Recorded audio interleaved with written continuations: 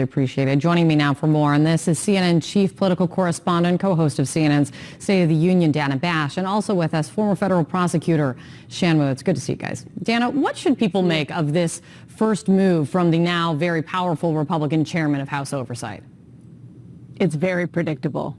He's keeping campaign promises that Republicans made over and over on the campaign trail, that they were going to not only be more aggressive about sort of general oversight of the executive branch, but more specifically about, in addition to that, I should say, get into questions about Hunter Biden, about the president. And it is something that the Biden White House, specifically the Biden counsel's office, has been very prepared for. Not excited about it, but very prepared for. That's a good point. Definitely have been preparing for it. And as Sarah laid out, Shan, Comer's asking Treasury for bank activity reports for Hunter Biden, President Biden's brother, James Biden, several Biden family associates, as well as some related companies.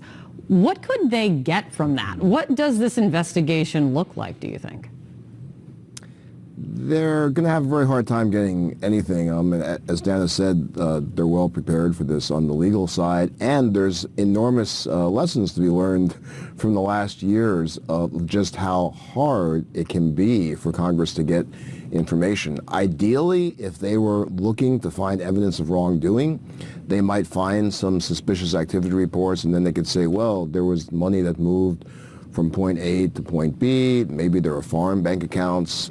They could try to get witnesses to talk about that, and then maybe they could ultimately make a referral to the Justice Department. Honestly, that could take months to years for them to accomplish. There's so much defense that can be put up in the way of that.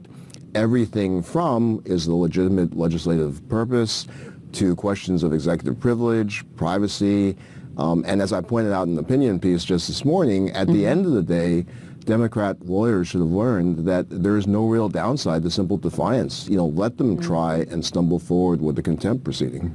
I was kind of thinking about it also. Yeah, I was thinking about kind of the fallout. I don't know if that is even the right word, Dana, but if this doesn't turn into anything, serves just as a thorn in Biden's side, is that a productive win for the new Republican majority?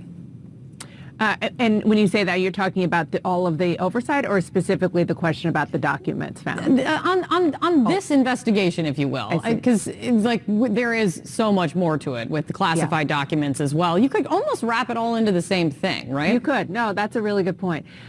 Listen, this is a thorn that the Biden administration knew was coming. What they didn't know was when I say this, I mean all of the questions that Comer put out there about, Hunter Biden and finances and so forth. What they didn't see coming was, and certainly the people working for him did not see coming, and the Democrats on the Hill didn't see coming, Kate, was this folder of 10 documents marked classified found in a locked closet. That is something, I've been talking to Democrats on the Hill this morning, that is something that there is concern about, not about the way that they handled it after it was found, but because they don't know what they don't know.